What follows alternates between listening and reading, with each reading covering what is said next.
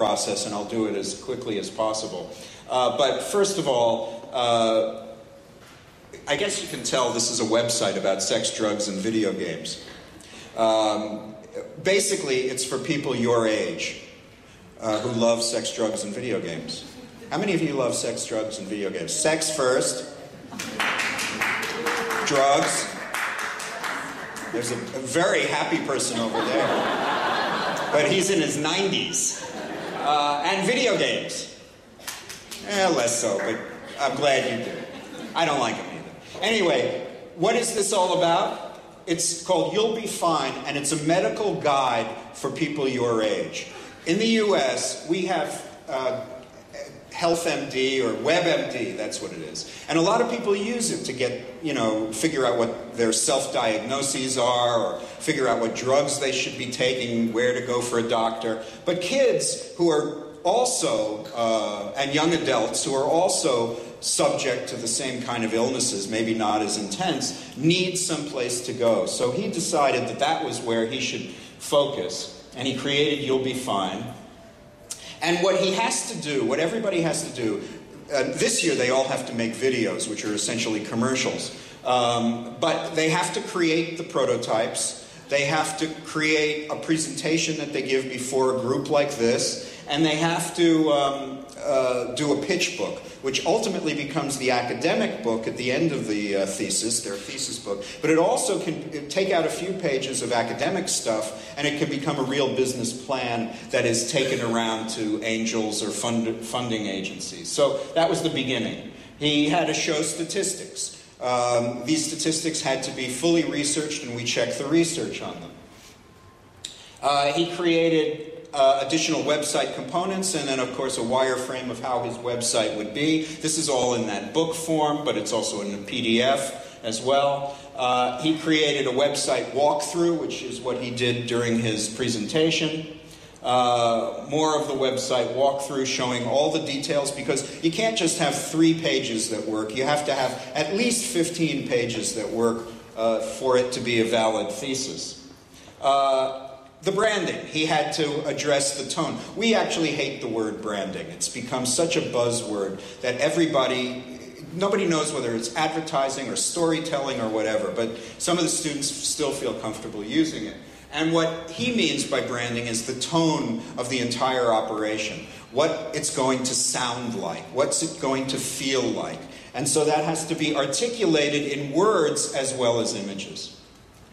Then he creates the logo, and so the logo in this case is a kind of cross between a cross and a bandage, an adhesive bandage, which he went through a number of iterations to get at this. And then he made little ancillary logos that go and identify different topic areas. I love the underwear. How many wear briefs? Okay, never mind. And then there were even sub-category logos. Here he shows his entire typographic and color palette. And while I prefer black, I do like these colors. And then he's showing his visual strategy, and he's using what's out in the world. He's not just drawing from whole cloth, making something from scratch. He's actually looking at what other people have done and trying to incorporate that or reject that and tell us, so that it's not just plagiarism, where these things are coming from. How to spread the word, he had to create a market strategy. He had to create promotional campaign. He had to determine what web platforms he would be on in order to spread the word. And then, of course, we are a print program more than anything else. We still love print. He had to create posters for both overground and guerrilla campaigns. And then he had to give us his financials, and these had to be pretty accurate. And then he gave us his thank you and left the school having paid us $60,000 in tuition. I'm going to end with this.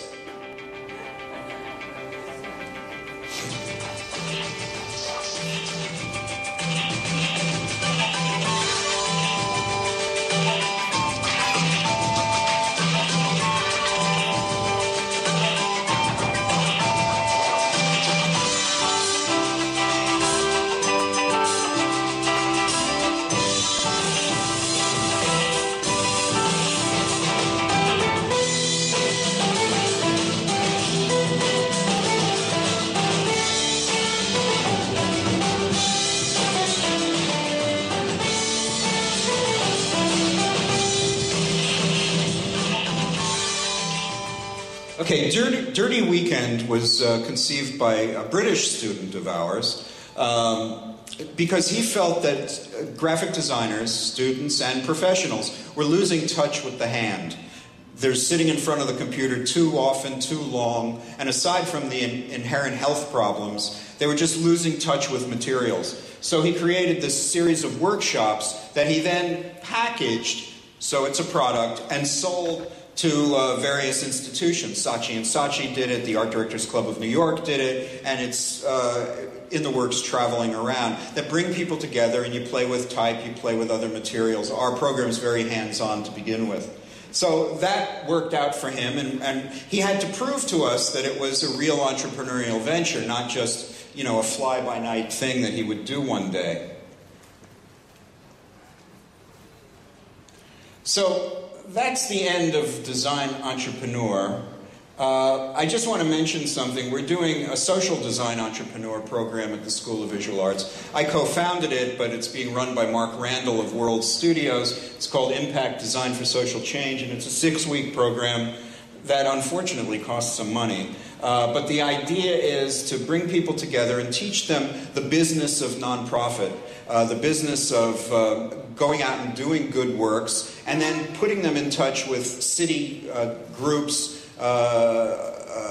both official and unofficial, to solve design problems over the summer months for 6 weeks. So that's what we're headed into, and that's where we are in case anybody wants to see it. We also have an Italian program called the Masters Workshop in Venice and Rome, which is on our website. And the one thing I will end by saying is that designers have the opportunity to do lots and lots of things. Not just work for a company, not just work for a corporation. And entrepreneurship doesn't mean that you have to go poor. You can still work for the agency, or work for a design firm, or work for a corporation, and still do things that have your own imprimatur. And the more imprimaturs that are out there, the better it is for competition, the better it is for your own creative personal health. And most people, even though it's kind of painful sometimes to get this stuff out, it's really fun. So keep in mind, F-U-N. Thank you very much.